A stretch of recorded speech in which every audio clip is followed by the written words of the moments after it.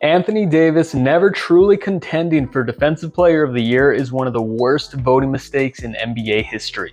He has been a generational defensive player before even being drafted. He met those expectations in the league and translated those skills to some serious team success in the form of a championship.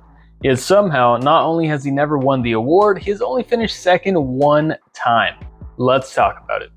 So before being drafted, Anthony Davis was touted as one of the best defensive players ever in college basketball. He was a shot blocking machine with an average of 4.7 blocks per game in his lone college season and had a 16 rebound, 6 block, 3 steal monster defensive performance in the championship game to secure a title for Kentucky. Davis was such a defensive menace because he was beyond just being a jack of all trades. He was outright dominant in many skills.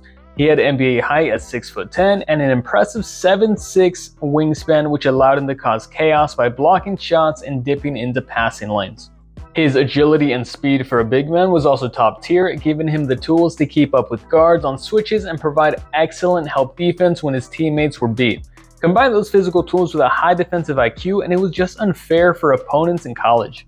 As a result, he was the clear-cut #1 prospect, despite many questions on how far his offense would progress. It wasn't even a competition between him and the other guys on draft boards. And with all of that in mind, it's easy to envision a multi-time Defensive Player of the Year winner. But before we get into that, if you like the NBA and want to see more content in your feed, subscribe to the channel. These videos take me a lot of time and effort, so I would greatly appreciate it.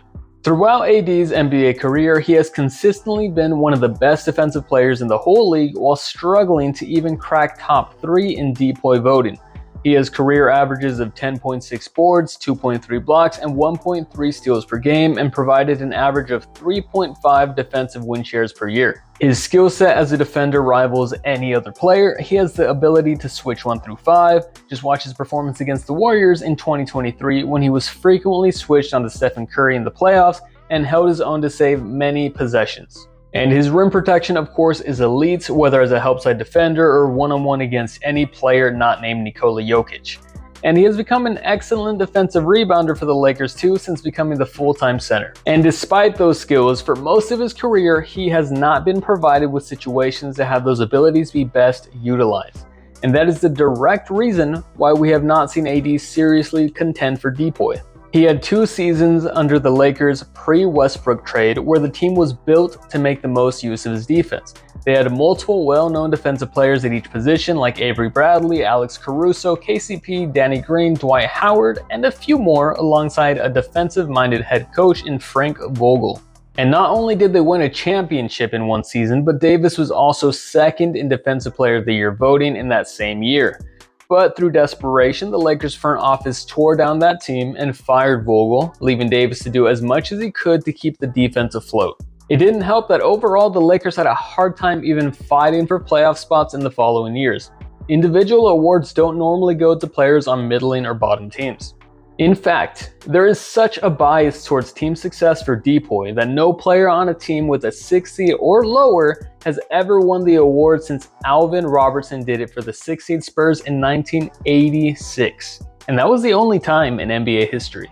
With so many great defensive players in this generation like Rudy Gobert, Draymond Green, and Kawhi Leonard, it does take more factors to stand out. Take this past season. Wemby was arguably the best rim protector in the league in just his rookie year, but it was hard to justify giving the award to him when the Spurs were near the bottom of the standings. While there is some merit to that thinking, it is flawed, with for example Marcus Smart winning one year due to the Celtics' just dominant defense. The best opportunities are probably gone for Davis now. He's only getting older at 31, and Wemby will be the favorite for the foreseeable future. And also the Lakers as of right now don't look like they'll be fighting for the top spots in the West. Now Davis will be joining other greats like Tim Duncan, who also never won, but just like Duncan, will consider AD an all-time great defensively and appreciate him. Subscribe.